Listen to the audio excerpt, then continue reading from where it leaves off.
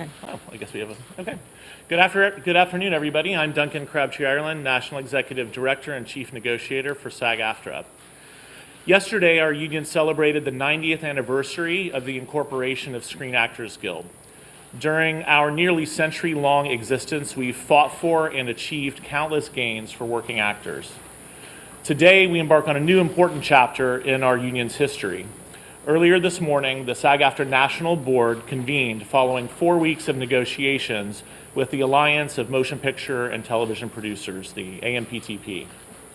Because the AMPTP remains unwilling to offer a fair deal on key issues essential to protecting the livelihoods of working actors and performers, SAG-AFTRA's National Board unanimously voted to issue a strike order against the studios and streamers. From the time negotiations began on June 7th, SAG-AFTRA staff and the members of our negotiating committee have worked overtime, devoting their evenings, weekends, and holidays to achieving a deal that would ensure a sustainable future for the acting profession. But despite our team's efforts, the AMPTP has remained steadfast in its commitment to devaluing the work of our members.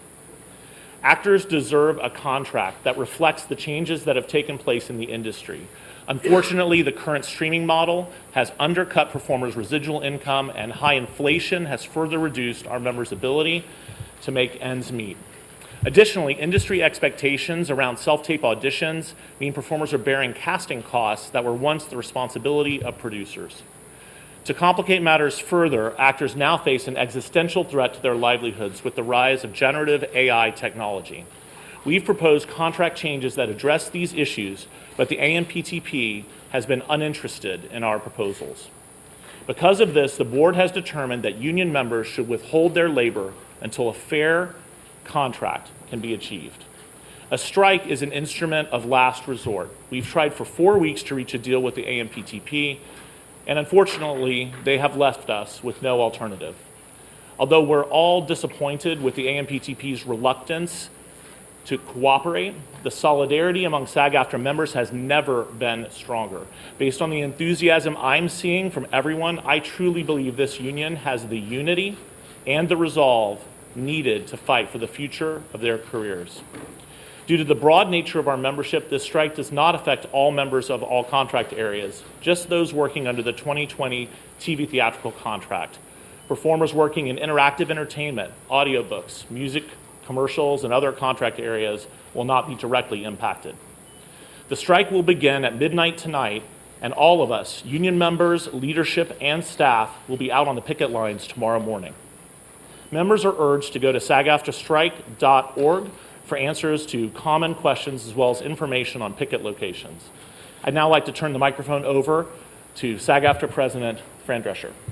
Thank you. Thank you, Duncan. And thank you, everybody, for coming to this press conference today. It's really important that this negotiation be covered because the eyes of the world, and particularly the eyes of labor, are upon us. What happens here is important because what's happening to us is happening across all fields of labor by means of when employers make Wall Street and greed their priority, and they forget about the essential contributors that make the machine run. We have a problem, and we are experiencing that right at this moment. This is a very seminal hour for us. I went in earnest thinking that we would be able to avert a strike. The gravity of this move is not lost on me or our negotiating committee or our board members who have voted unanimously to proceed with a strike. It's a very serious thing that impacts thousands, if not millions of people all across this country and around the world. Not only members of this union, but people who work in other industries that service the people that work in this industry. And so it came with great sadness that we came to this crossroads, but we had no choice. We are the victims here. We are being victimized by a very greedy entity. I am shocked by the way the people that we have been in business with are treating us. I cannot believe it, quite frankly. How far apart we are on so many things. How they plead poverty, that they're losing money left and right when giving hundreds of millions of dollars to their CEOs. It is disgusting. Shame on them. They stand on the wrong side of history at this very moment. We stand in solidarity, in unprecedented unity. Our union and our sister unions and the unions around the world are standing by us, as well as other labor unions. Because at some point, the jig is up. You cannot keep being dwindled and marginalized and disrespected and dishonored. The entire business model has been changed by streaming, digital, AI. This is a moment of history that is a moment of truth. If we don't stand tall right now, we are all going to be in trouble. We are all going to be in jeopardy of being replaced by machines and big business. Who cares more about Wall Street than you and your family? Most of Americans don't have more than $500 in an emergency.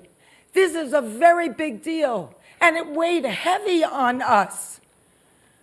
But at some point, you have to say, no, we're not going to take this anymore. You people are crazy. What are you doing? Why are you doing this? Privately, they all say we're the center of the wheel.